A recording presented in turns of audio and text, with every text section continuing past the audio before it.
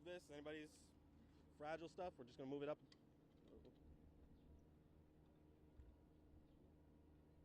Good.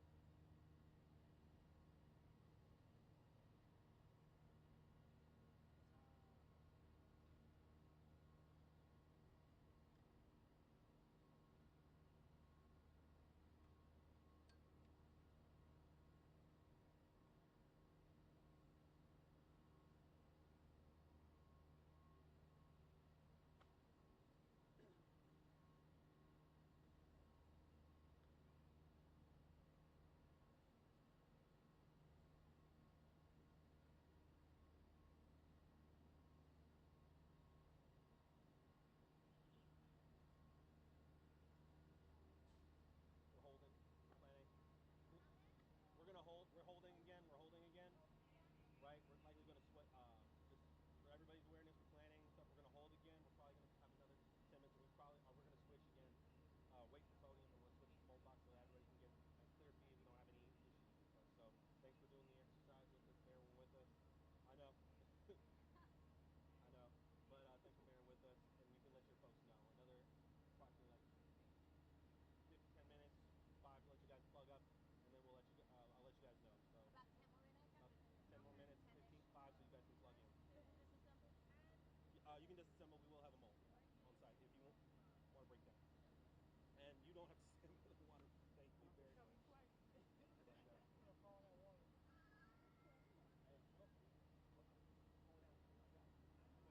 I know I wouldn't be in there long.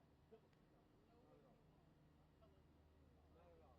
It's me and him. I wouldn't be long. There's enough emergency.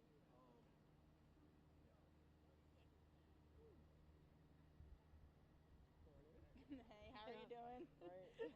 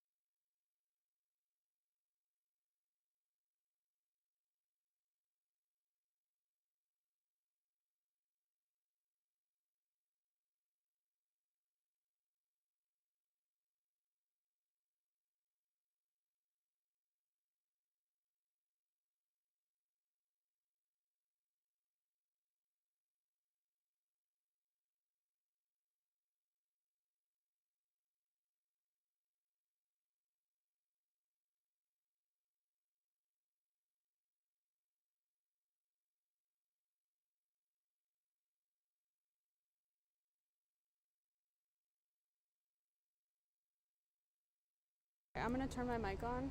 Okay. Yeah, I turned the other one off.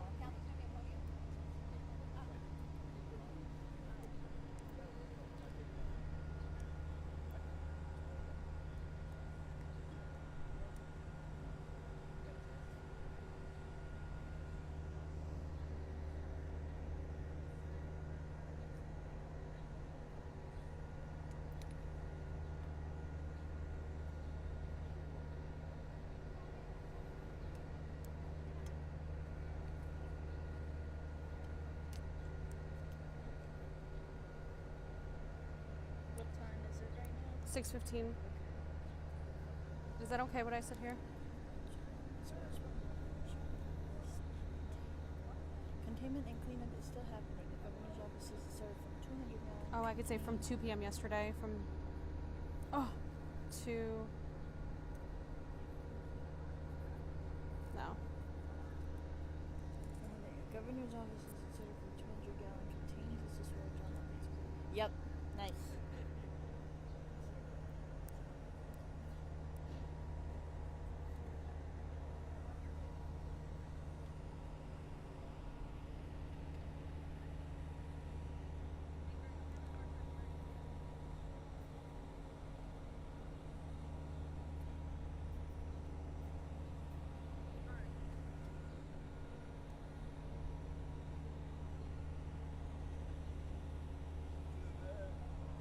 Can you stand in front and just do this for me?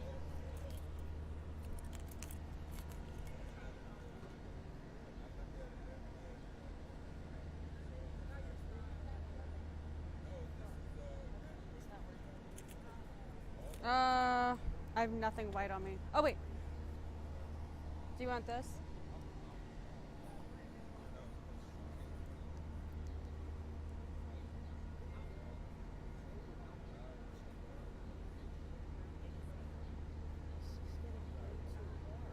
Did it work?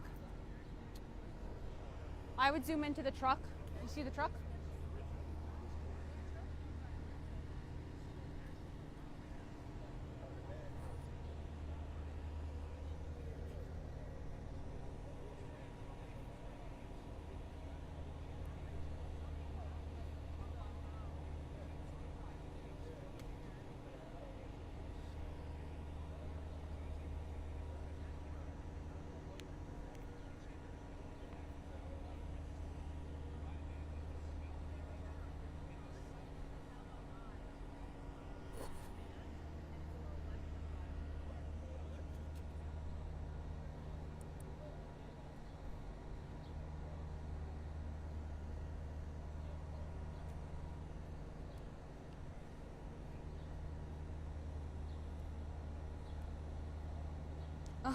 Oh my goodness.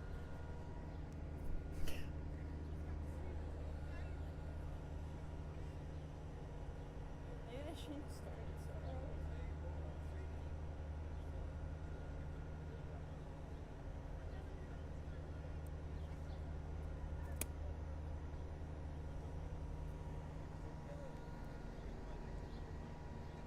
early. Okay, 2 minutes. Thank you.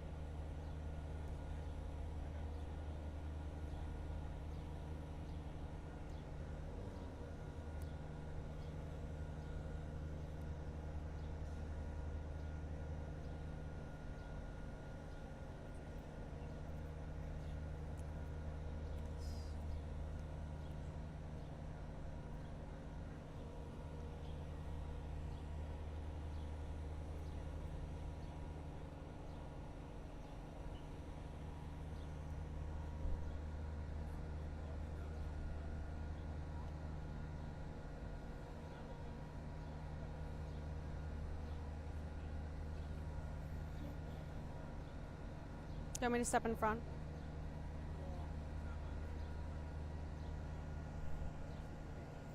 Put that in your pocket.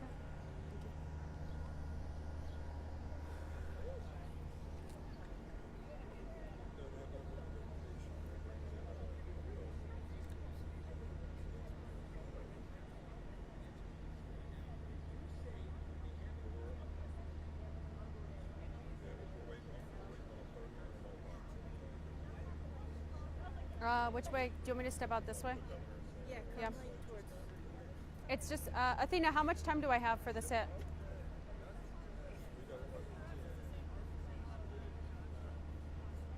Athena, how much time do I have?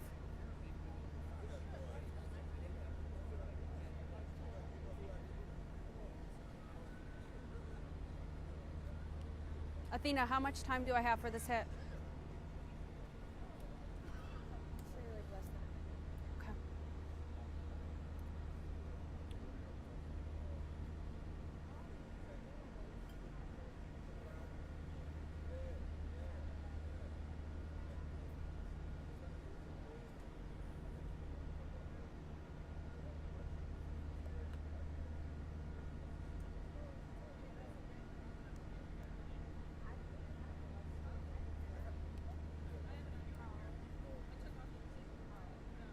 Yeah, Tom and Patrice, and we are told that it is about to start in just about several minutes or so. You can see crews are still actively working to keep this area contained to the marina here at Harbor East in Baltimore. What we know so far, the governor's office has released a timeline saying it all started at 11:30 yesterday at Johns Hopkins Hospital. They reported a contained 200-gallon diesel spill at their facility in East Baltimore.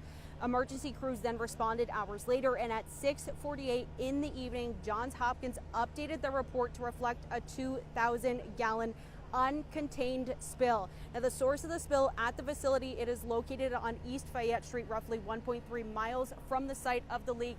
Again, we are still waiting for this press conference to begin. You can definitely smell it in the air. You could see that oil shine all along the harbor right now. We'll bring you all of the latest updates once we know more. Reporting live, I'm Ashley Kuzakonki. Back to you.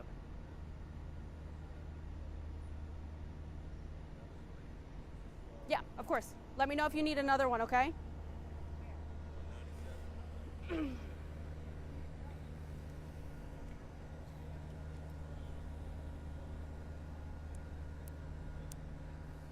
was okay, right? Mm-hmm.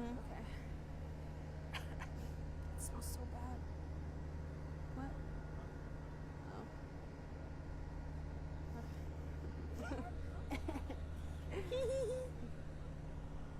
Let me just turn off my mic then.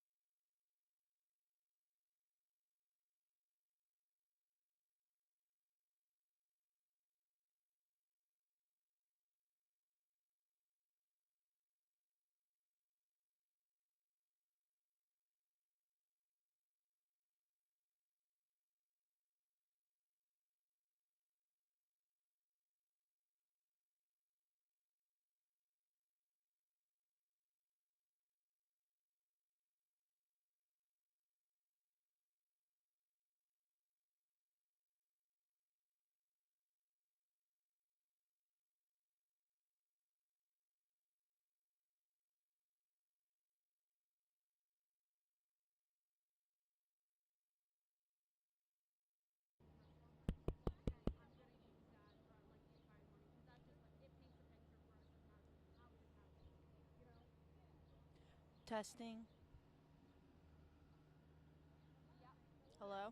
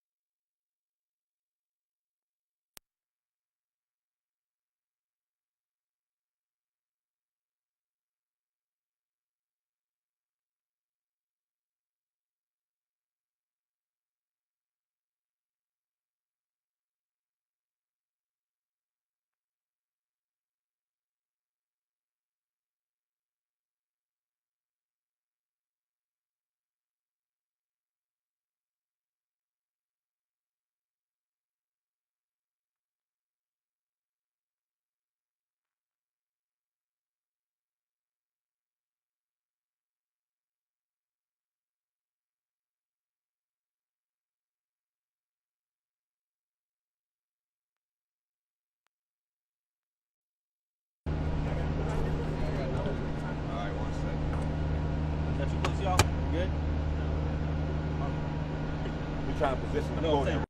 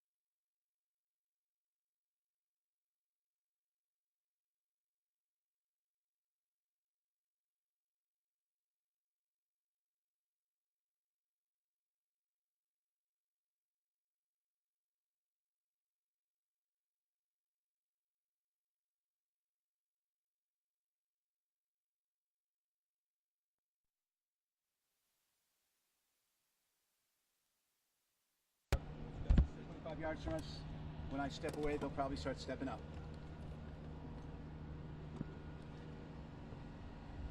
Sound good? Good. Good.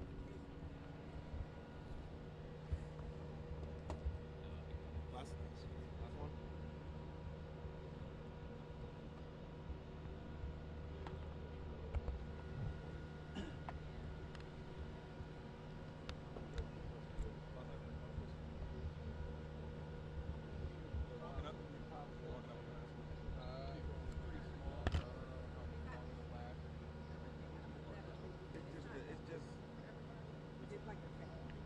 Yeah, we did.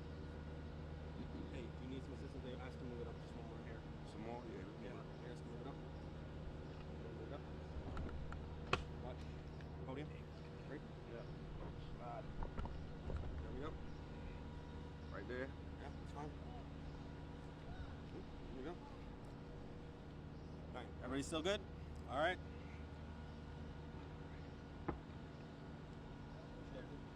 We good?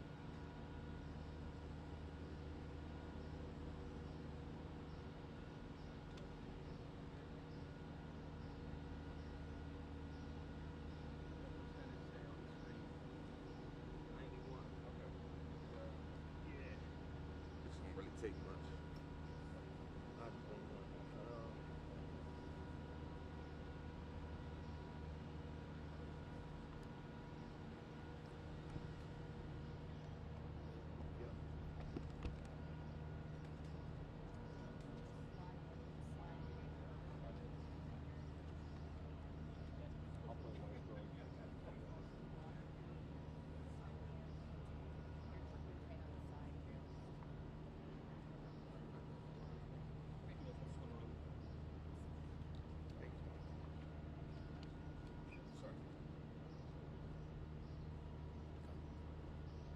Good morning.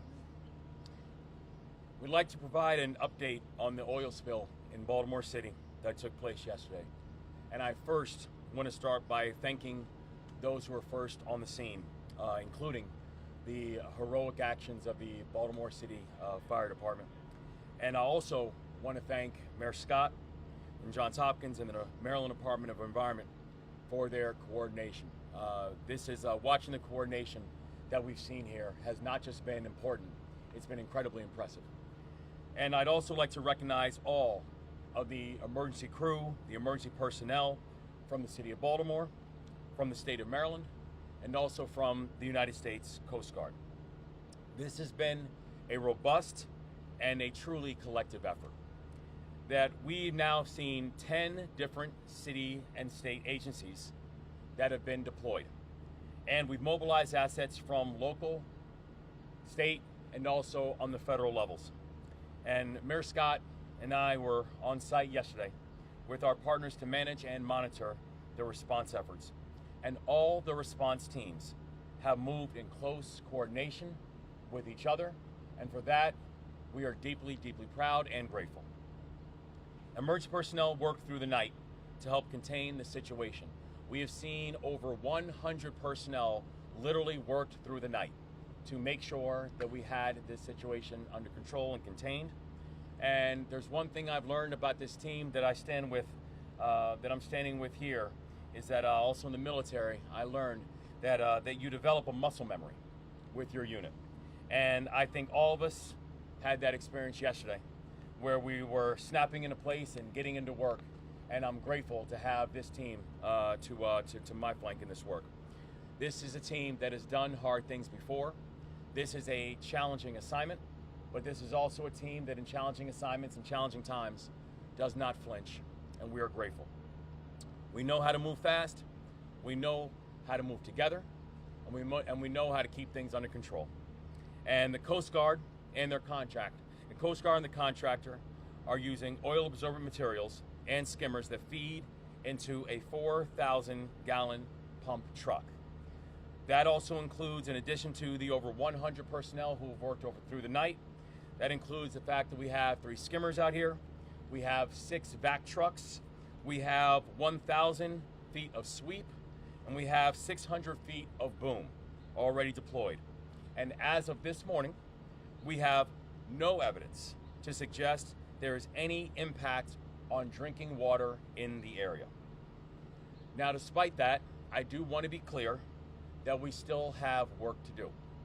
And we ask that all Marylanders are using alternate routes away from Harbor East and allow the emergency personnel to do their jobs. Avoiding the area will help to ensure that our emergency personnel can make sure that they can get this mission accomplished efficiently and effectively. And transportation enforcement officers will be on site to help with traffic during peak hour travel time this morning. With that, I'm going to turn the program over to my friend and partner in the work, Mayor Brandon Scott, for additional details on traffic and to outline Baltimore City's role in the response. Mayor Scott. Thank you. Good morning, and thank you, Mr. Governor, for your leadership. I'm sure, as everyone can tell, this is another all-hands-on-deck response. And as the governor said, there isn't a better team to do this than the folks standing with us. We have a muscle memory, and everyone has been through a lot together. But when you've been through a lot together, you can accomplish a lot together. I want to start by thanking our partners, starting with our partners at the state, led by our governor, the Coast Guard, everybody from the city of Baltimore, from the fire department, emergency management, DPW, transportation, all of our agencies, the police department that have been working here.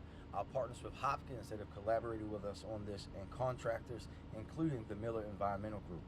And unfortunately, as you know, this isn't the first time that we've had to stand up an emergency response like this.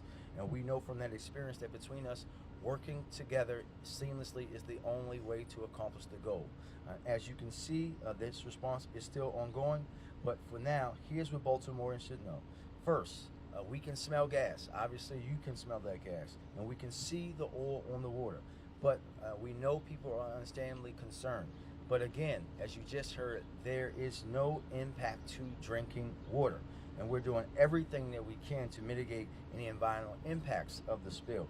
We are proud of the progress that was made overnight and over the recent years to improve the harbor.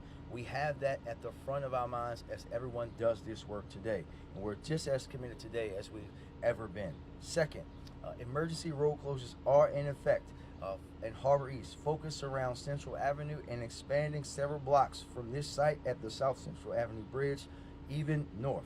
We anticipate a disruption during rush hour, and that will continue through today. As you heard, officers will be on site during rush hour to help direct traffic, but we are encouraging drivers to avoid the area if possible. This isn't a time to travel down here to try to look and see. Stay away unless you have to come to this area. There are also additional traffic disruption throughout East Baltimore, centered around where Johns Hopkins is. East Baltimore and Fayette, Orleans, and side streets in that area. So make sure that you're avoiding those areas as well as we work closely to around the original spill facility. Our top priority today, tomorrow, and every day is the safety of our residents and our environment. And we're going to do everything in our power to restore the area as quickly as possible without compromising that safety. And once again, I am grateful for the continued support of this team and their teamwork. And I'm grateful to all of the men and women who've been out here all night and those who will work throughout the day and until this mission is complete. With that, I will turn it over to our Incident Commander, Fire Chief Wallace. Chief. Thank you, Mr. Mayor, and good morning. I want to start off by acknowledging Governor Moore and Mayor Scott for not only their leadership, but for coming out here last night, being on the ground with us, being here late into the night, and getting us the resources that we need. As the mayor said, I'm currently the incident commander. However, this is a unified command approach, as the city of Baltimore always does. I'll give you a little bit of historical background with this. So yesterday afternoon, our initial response was alongside of the Maryland Department of the Environment and the United States Coast Guard. By way of those three agencies, Harbor Boom was deployed on the water very, very rapidly. And I want to stress that level of coordination and those actions taken by those three agencies have really reduced the footprint of this incident. This could have been far, far worse than what it was. We've since then located where we believe the leak occurred. Throughout the night, we have brought in contractors that are working right now behind us. Once the contractors arrived, we began to skim product off of the water. This is a heating oil product. You'll notice that it's red. So we began to skim that off the water and contain that. Through the remainder of the night into the early morning and where we are right now, we've began an operation where we're opening up fire hydrants and we're starting to flush the storm drain system. What's important is we need to push the product down, push it down to the harbor where we have skimmers, where we have capability to capture and retain product. So that's the operation right now. This operation will continue through a majority of the day. There will continue to be an odor, so we want to stress to our residents there will continue to be an odor here. And I just want to again highlight, speed and coordination was the key to where we're at now. Very speedy response, solid coordination, partnership with our state and federal resources have put us into the position right now. That's what's going to drive the remainder of the day and actually the coming days. And then finally, I want to thank the business community for your patience. We've brought in a lot of resources. A lot of our resources showed up on a no-notice basis, and the business community has just been amazing. They've worked with us very well, and we'll continue to work with them throughout the day. Thank you.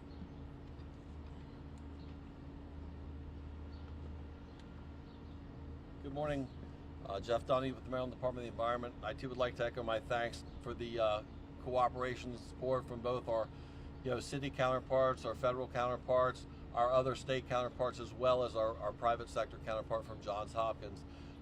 As everybody's mentioned so far, this is truly a team effort. So throughout the course of the night, while we were amassing the resources needed to do the cleanup, we were sitting there mapping out, following the storm drain maps so we could isolate and ensure that we knew where the product flow was going to be, so that when we do begin the flushing operation, or we did that earlier this morning, that we knew where it was going to come out and there were no unexpected consequences there. We did identify several oiled waterfowl, specifically geese. Last night, 5 of those were captured and taken to a wildlife rehabber through the Maryland Department of Natural Resources. We had 6 others that were identified during the course of the night that we have a rehabber coming this morning around 7 o'clock. We're anticipating them being here to take those as well. That being said, thank you. Governor, do we know exactly how this happened? What was the actual spill? How did it happen? We're still getting the full analysis of exactly what happened. What we know is at approximately 9:30 yesterday morning was when we have the first accounts of the leakage. We know that after communication from Johns Hopkins University, that at around 7 p.m. that we're notified that the initial number that we heard of the 200 was actually probably closer to 2,000. And so, but really since around 9:30, we know was the initial time of the leakage, but we're still going through all the analysis. And I know in working with Johns Hopkins to also be able to identify the full forensics as to what happened. And is this a pipeline that has been here before there was development here that's being used, Mayor? Yes, you know that we have to think about 2 different parts of the city. Yes, we know there's up where we're talking about further away from here, that is very, very old infrastructure, and obviously coming down Central Avenue, we have new portions. So you're talking about old systems mixing with new systems and vice versa. So that's why we had DPW here. They have the capability to look at that by GIS mapping, but we also had them physically going and popping manholes, because nothing beats being able to see it, or in this case, see it and smell it with your own eyes, ears, and nose. You said that there's no threat to drinking water. Is there any threat to public safety? Any other issues with the smell or anything? No threats. We just obviously, to state the obvious, we don't want folks out getting in the water, right? But there's no threat to public safety. Just to clarify, was this diesel fuel, was it leaked through like a container, or was it leaked like from a building or pipe? So that's a part of the investigation about how the spill actually happened, but it is diesel fuel. Can you tell us about the question was asked about air quality impacting the oil with the ozone levels as the sun comes out? Any concern about that, and how are you monitoring the air quality? I'll just say, monitoring the air quality right now, and so yes, we're going to make sure that we're monitoring what's going on. But again, right now, there's no impact at this point. But yeah, as the sun go up, we will continue.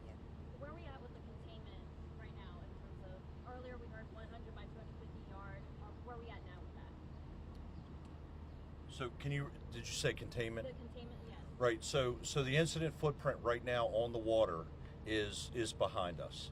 It's approximately 100 yards wide by about 250 yards long.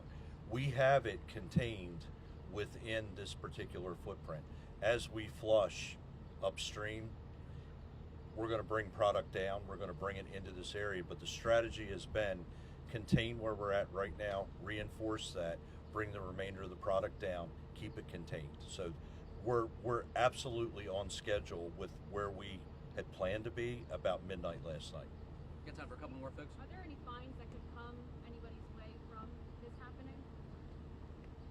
All of those things about fines and costs and all that will be determined later. Right now, the focus and the most important thing is that we're actually making sure that we get the water clean, get the stuff out of the system. All of that we can talk to you guys about at a later time. And speaking of getting the water clean, the harbor splash plan for later this month, any potential impact on that? We'll see. We'll see. We know that folks are very excited about doing that just a little further upstream, but we'll see what happens. How much of this Last is question also right a race against the potential for rain? I know safety for all the first responders, but the potential for rain, how much is it a race, Chief Wallace? So thank you for that question. It is. That's why we're doing the flush the way we are right now. We want to control that. We want to force that flow, but we want to do it in a controlled manner. So that's exactly what we're trying to do right now. Should this happen and rain come behind it, we're going to lose control, right, in the worst case scenario. But right now, as I said, we're absolutely on schedule. It's a great question. We've talked about that through the night, and that's why we're doing what we're doing now and how we're doing it. All right, guys, thank you all so much. Everybody.